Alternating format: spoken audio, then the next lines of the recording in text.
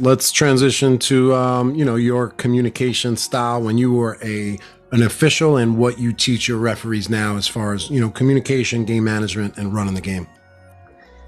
I think the first point to start with is that use your own style and personality. Don't try and be something else. I think the moment you try to do something or maybe emulate someone else in the way they do things, it's just not, when it's not natural, I think it then drives other unnatural behaviors as well in terms of how you communicate.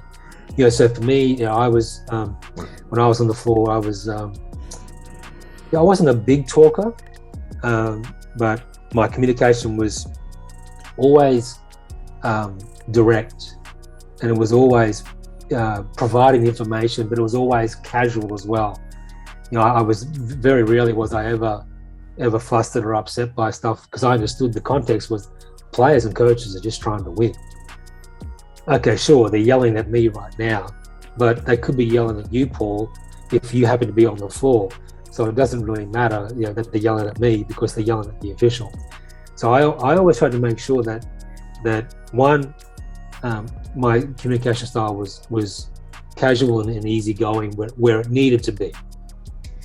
If a player or coach was yelling at me, sometimes it's good to let the player or coach let off steam. But as we all know, there's a limit to that. There's a limit to that type of behavior. But a tactic that I think works really well is that when a player or coach is arguing or upset about a play and they're hot, if they spike with their emotion but come straight back down, that's a good sign that you can now communicate. Okay.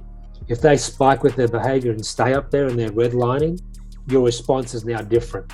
Right.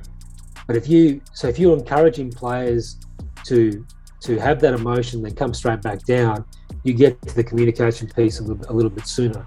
So some of the stuff that I'm often trying to do on the floor, and I encourage my guys to do, is that you're asking questions of the player to get an understanding of what's actually happening.